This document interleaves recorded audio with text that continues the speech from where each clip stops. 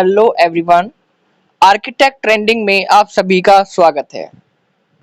आज हम आपको लाइट चैप्टर के प्रीवियस ईयर में जो रिपीटेड क्वेश्चन आए हुए हैं वो कराने जा रहे हैं, जिसका पहला क्वेश्चन है define the following terms in the context of spherical mirror. First point आता है पोल। देखिए पोल क्या होता है, the centre of reflecting surface of a spherical mirror, यानी कि रिफ्लेक्टिंग सरफेस का जो सेंटर पार्ट होता है ये वो कहलाता है। जैसे कि ये आपका सेंटर पार्ट है, ठीक है। किसका सेंटर पार्ट है? ये आपका रिफ्लेक्टिंग सरफेस है, ठीक है। तो रिफ्लेक्टिंग सरफेस का जो सेंटर पार्ट है वो आपका कहलाता है पोल, ठीक है। अच्छा, और ये अगर हम सेंटर ऑफ कर्वेचर की बात करें तो इसको अगर हम कंप्लीट कर देते हैं तो ये कर्वेचर कहलाता है, और इसको हम स्पेयर भी बोलते हैं, ठीक है। सेंटर ऑफ कर्वेचर या सेंटर ऑफ स्पेयर, क्लियर हुआ? तो अगर हम सेंटर की बात करते हैं, इस स्पेयर का जो सेंटर होगा वो ये होगा, ठीक है। तो सेंटर ऑफ स्पेयर या फिर आप कह सकते हो centre of curvature is called centre of curvature, ठीक है। The reflecting surface of spherical mirror is a part of sphere. अभी जो रिफ्लेक्टिंग पार्ट, अभी मैंने आपको रिफ्लेक्टिंग पार्ट बताया था, रिफ्लेक्टिंग पार्ट जो है वो इस स्पेयर का एक पार्ट है, एक हिस्सा है, ओके। तो अगर हम इसकी डेफिनेशन की बात करें तो the reflecting surface spherical mirror is a part of sphere, the centre of that sphere is called the centre of curvature. इस स्फेयर का जो सेंटर पार्ट है वो सेंटर ऑफ कर्वेचर कहलाता है, ठीक है। और अगर हम पोल की बात करते हैं तो पोल का मैंने आपको बता दिया है कि जो हमारा रिफ्लेक्टिंग सरफेस है, रिफ्लेक्टिंग सरफेस कौन है? ये, उसका सेंटर पार्ट हमारा पोल कहलाता है। और अगर इस कर्वेचर को कंप्लीट यानी कि स्फेयर को कंप्लीट कर दे तो स्फेयर का centre part centre of curvature कहलाता है। अब बात करते हैं हम प्रिंसिपल एक्सिस की। ये प्रिंसिपल एक्सिस क्या होता है? देखिए प्रिंसिपल एक्सिस में the imaginary line passing through the pole of the centre, जो एक इमेजिनरी लाइन जो कि शो कर जाती है पोल और सेंटर ऑफ कर्वेचर से, ठीक है। हमारा पोल कहाँ पर है? ये हमारा पोल है और ये सेंटर ऑफ कर्वेचर है। इन दोनों से होकर जाने वाली जो लाइन है, ठीक है, ये लाइन आपकी क्या कहलाती है? Principal axis, okay. Principal focus किसको कहते हैं?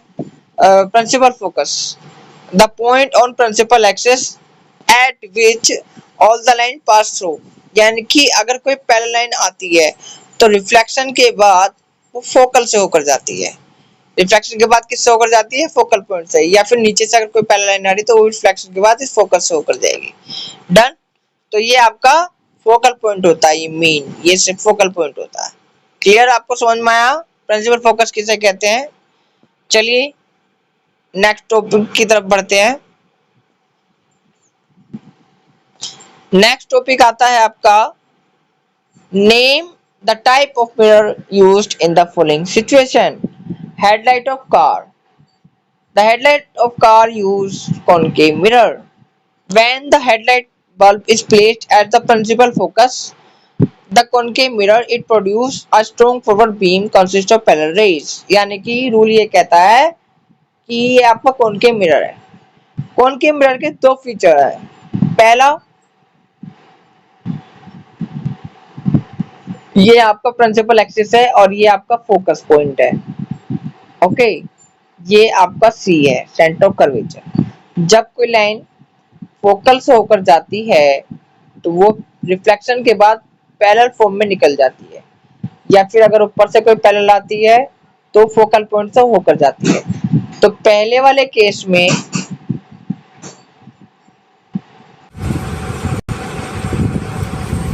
तो headlight of use concave mirror आपको मैंने बता दिया है कि पहले वाला जो कॉन्सेप्ट है इसमें कोई एक कॉनकेव मिरर है, उसमें लाइन है, अगर वो फोकस से होकर जाती है तो पैरेलल फॉर्म में निकल जाएगी, ठीक है।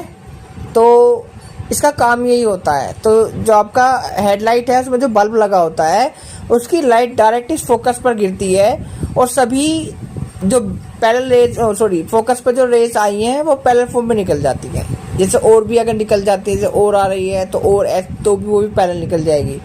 तो सभी रेज को ये पैरेलल फॉर्म में निकाल देता है और इसका जो थर्ड पॉइंट है, मैं आपके इसके थर्ड पॉइंट की बात करूं, सोलर फर्नेस, इसमें भी कॉनकेव मिरर का यूज़ किया जाता है, लेकिन इसमें इसका वर्क इस तरीके से होता है, इसमें पैरेलल रेज आती हैं और वो फोकस से निकल जाती है, यानी कि सभी पैरेलल रेज को वो एक ही पॉइंट में फोकस करा देती हैं एक ही जगह। तो होता क्या है कि सन की जो रेज होती हैं वो पैरेलल फॉर्म में आती हैं और रिफ्लेक्ट होने के बाद इस फोकस से निकल जाती हैं, तो सभी सन की रेज को एक जगह फोकस करा देता है, जिससे ज़्यादा हीट जनरेट होती है और ज़्यादा हीट को हम कंसंट्रेशन में भी कह देते हैं। ठीक है, देखिए ये कह भी रहा है, पढ़िए इसमें कह रहा है द कॉनकेव मिरर फोकस और parallel rays of light coming from sun, sun से जो लाइट आ रही है वो पैरेलल फॉर्म में आती हैं और उनको जब पैरेलल फॉर्म में आती हैं, sun at the principal focus the concentration of sunlight, जब पैरेलल फॉर्म में आते हैं वो प्रिंसिपल फोकस पर जाके रिफ्लेक्शन के बाद प्रिंसिपल फोकस पर मिल जाती है, यानी कि पैरेलल आती हैं और उसके बाद फोकस पर मिल जाती है, यहाँ फोकस होता है। ठीक है,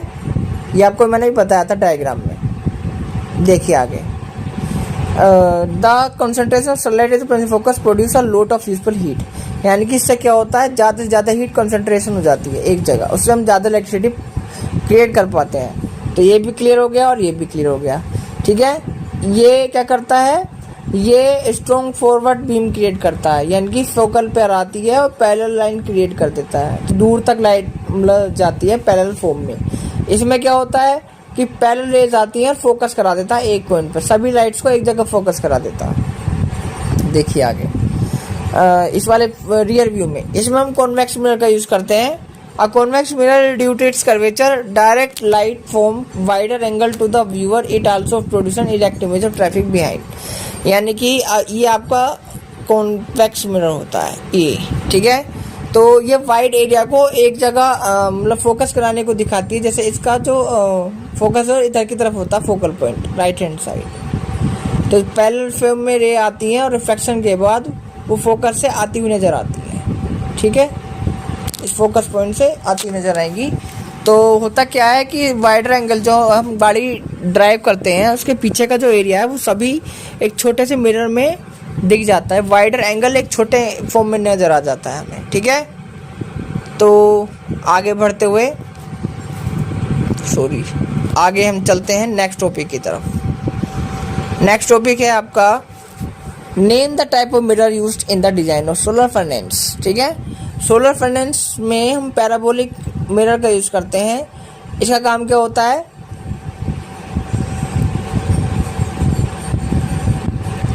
अभी मैंने आपको पीछे पढ़ाया, पैराबोलिक मिरर में मिरर को हम कॉनकेव मिरर भी बोल देते हैं। पैराबोलिक मिरर को हम कॉनकेव, ये गलती से हो गया, कॉनकेव मिरर ये आया, कॉनकेव मिरर। ठीक है, तो पैराबोलिक मिरर को हम क्या बोल सकते हैं, कॉनकेव मिरर। ठीक है, तो ये काम क्या करता है, अभी हमने पीछे पढ़ा है, कॉनकेव मिरर क्या करता है, सभी पैरेलल रेज को एक जगह फोकस करा देता है। ठीक है, तो देखिए these mirror are design to concentrate sunlight, sun की लाइट को कंसंट्रेट कराता है एक ही पॉइंट पे, पैरेलल फॉर्म में आती हैं और एक पॉइंट पे कंसंट्रेट हो जाती है, जिस समय ज़्यादा से ज़्यादा हीट गेट होती है। ये वर्क किस तरीके से करता है, the high temperature is achieve through the principal concentration. इसका एक सिद्धांत है, एक प्रिंसिपल है जिसको हम बोलते हैं कंसंट्रेशन होना, लाइट्स का या मतलब हाई टेम्परेचर का एक जगह कंसंट्रेट होना, ज़्यादा से ज़्यादा हीट क्रिएट होना। तो when sunlight fall on the parabolic mirror it reflected the converge is more focal point. जब लाइट पैरेलल फॉर्म में आती है ये एक फोकल पॉइंट पे करेक्ट हो जाती है सारी light. At this focal point concentration of the sunlight result in high intensity of light heat. High intensity यानी कि ज़्यादा कंसंट्रेशन अमाउंट, जो हमने पीछे पढ़ा है अभी, हीट ज़्यादा प्रोड्यूस होगी। This concentration heat can be for various application. इसका हम अलग अलग फॉर्म में यूज़ करते हैं, जैसे कि जनरेट इलेक्ट्रिसिटी और प्रोड्यूस स्टीम। ठीक है, चलिए आगे बढ़ते हुए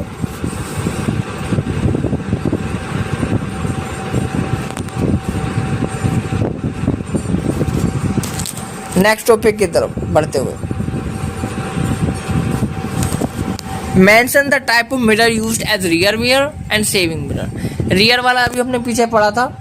ठीक है, फ्लैट मिरर यूज करते हैं, फ्लैट मिरर को हम कॉन्वेक्स मिरर भी कहते हैं। ठीक है, वाइड फील्ड ऑफ व्यू, पीछे के बड़े एंगल को हम छोटे फॉर्म में करा के दिखा देता है, सभी रेज को यानी कि सभी इमेजेस को एक ही पॉइंट पे शो कर देता है। ठीक है। तो वाइड एंगल को एक छोटे पॉइंट पे फोकस करा देता है। दूसरा इसका फीचर है ट्रू रिफ्लेक्शन।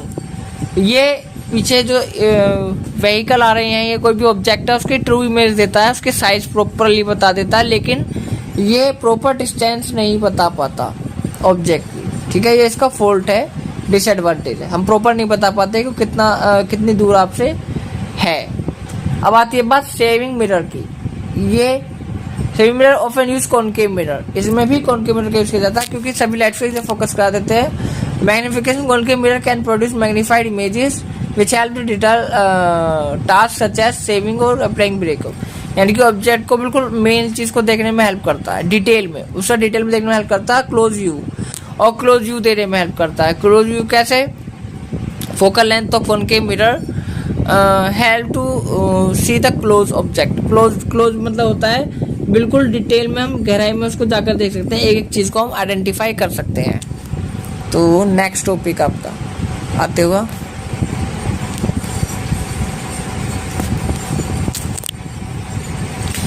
नेक्स्ट है state of type of mirror used for headlights and rear view mirrors, ठीक है। अभी हेडलाइट का हम ऑलरेडी पीछे पढ़ चुके हैं। ये डायरेक्शन कंट्रोल कराने में भी हेल्प करता है। Focus the lights in the beam and directed forward efficiently, ये हम पढ़ चुके हैं पीछे पहले। रिपीट आप पढ़ लेना इसको, मैंने अभी पीछे बता दिया है, ठीक है। फिर आता है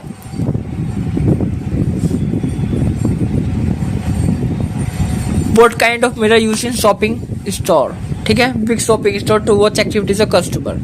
यहाँ पर भी हम कॉन्वेक्स मिरर का यूज करते हैं क्योंकि ये वाइड एरिया कवरेज को छोटे पॉइंट पे करा देता है। मतलब जो बड़ा एरिया है उसको फोकस करा देता है एक ही चीज, तो समझा बड़े एरिया को छोटे पॉइंट पे हम देख सकते हैं। और प्रिवेंशन ऑफ ब्लाइंड स्पॉट, ये क्या होता है? देखो ब्लाइंड स्पॉट ऐसे जैसे मान के चलो कोई बहुत ही ज़्यादा कीमती ऑब्जेक्ट है, मतलब स्पेशल है, तो हम उसको छुपा कर रख सकते हैं लोगों से। कैसे? कॉन्वेक्स मिरर का यूज़ करके। इसके हेल्प से हम क्या कर सकते हैं, जो ऑब्जेक्ट इसके पीछे रखा रहता है, तो हमें ऐसा लगता है कि इसके पीछे कुछ है ही नहीं, इसके आगे के इस मिरर को लगा दी जाए, तो इस तरीके से उस स्पॉट को हम ब्लाइंड स्पॉट कहेंगे, जिस जगह को हम नहीं देख पाएंगे। ओके, चलिए आगे देखें। तो नेक्स्ट टॉपिक है आपका draw ray diagram to show the path of reflected ray in इस केस। सबसे पहले अगर कोई लाइन डायरेक्ट पोल पर जा गिरेगी तो क्या होगा, प्रिंसिपल फोकस पे गिरेगी तो क्या होगा, और प्रिंसिपल एक्सिस पे अगर पैरेलल फॉर्म में जाएगी तो क्या होगा, ठीक है। इसके डायग्राम आगे बने हुए हैं, अभी हम आपको आगे चल के बताते हैं। ये देखिए इसका डायग्राम। सबसे पहले अगर पोल पे आती है कोई लाइन, डायरेक्ट पोल पे गिरती है, ये इंसिडेंट लाइन है और ये रिफ्लेक्टेड लाइन है जो रिफ्लेक्शन होने के बाद जाती है। दोनों का एंगल सेम होता है, जिस एंगल से आएगी उसी एंगल से रिफ्लेक्ट हो जाएगी। ओके, फिर आता है आपका अगर कोई लाइन हमारा फोकस की तरफ आती है, ठीक है, तो रिफ्लेक्शन होने के बाद वो पैरेलल निकल जाएगी। तीसरा है लेकिन अगर पैरेलल आती है तो फोकस से आती भी नजर आएगी आपको। डन, ये ऑलरेडी आपको मैंने पीछे बताया था। तो इसके डायग्राम तीनों देख लेना। ये तीनों ही कौन सी मिरर है? कॉन्वेक्स मिरर है। Okay, done.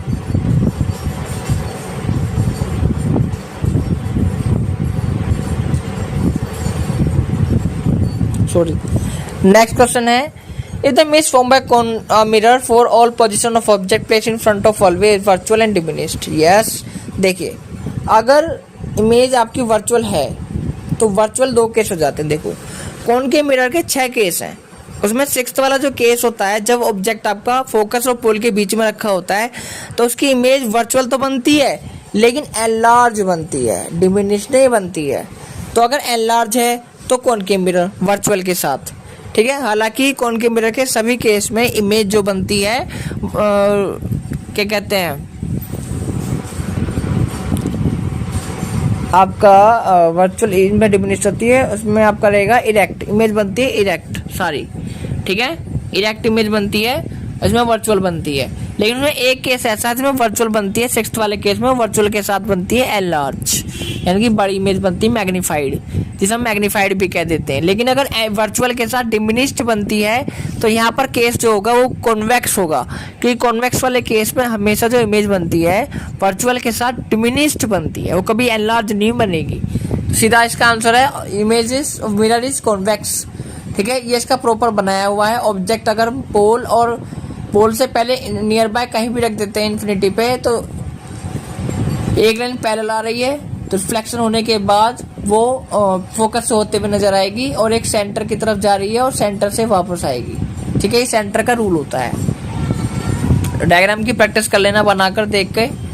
It is in that image virtual diminished already हम पढ़ चुके हैं क्वेश्चन में of the position of the object C. ठीक है, तो चलते हैं नेक्स्ट क्वेश्चन की तरफ, जो हमारा आज का लास्ट क्वेश्चन होगा। The linear magnification produced by spherical mirror, analyze this value, state the type of mirror, position of object with respect to pole of mirror, draw any diagram। तो इसका diagram रह गया है, लेकिन बाकी हम बता देते हैं। Magnification of indicate and erect and diminished image. Magnification जो होता है वो इंडिकेट करता है erect and diminished image only a convex mirror. ठीक है, यह मैंने गलती से इरेक्ट लिख दिया है, वर्चुअल आएगा। हाँ, कॉन्वेक्स केस में वर्चुअल इमेज। ठीक है, तो इस चीज का ध्यान रखना। इस वाले में वर्चुअल के साथ ही डिमिनिश्ड होगी, कॉन्वेक्स केस में हमेशा इमेज वर्चुअल और डिमिनिश्ड बनती है। ठीक है, और एक मिस्टेक ये है और एक मिस्टेक आपकी नीचे है। The position of object between infinity and pole. Object का रखा होना चाहिए पोल और इन्फिनिटी के बीच में। Diagram below show that for any object between convex mirror is. मतलब नीचे वाले क्वेश्चन में डायग्राम बना रखा है सॉरी पार्ट में, वो मैंने दिखाया नहीं इसमें, लेकिन डायग्राम बनाना बहुत आसान है। मैं आपको बताता हूँ कि अभी हमने पीछे एक क्वेश्चन किया था, क्वेश्चन नंबर 4, उसमें सेम यही डायग्राम बना हुआ है, यही आपको बनाना है। ये रहा, इसी डायग्राम की आपको प्रैक्टिस करनी है। ओके, यही डायग्राम 4 का है और यही 5 का है। ऑब्जेक्ट इन्फिनिटी और पोल के बीच में रखा हुआ है और इमेज बन रही है। ठीक है, इमेज कैसे बन रही है? डिमिनिश्ड। ओके, तो आज आपको यही क्वेश्चन मिलेंगे, 5 क्वेश्चन। अगर आपको समझ में आए हैं तो ठीक है, और अगर क्वेश्चन में कोई प्रॉब्लम है तो आप नीचे कमेंट सेक्शन में लिख सकते हैं, मैं उसका जवाब जरूर दूंगा। उसका नेक्स्ट पार्ट इसी चैप्टर का आने वाला है, इसलिए वीडियो को शेयर और लाइक सब्सक्राइब जरूर करें ताकि नेक्स्ट आने वाली वीडियो आपको सबसे पहले मिले। Thank you.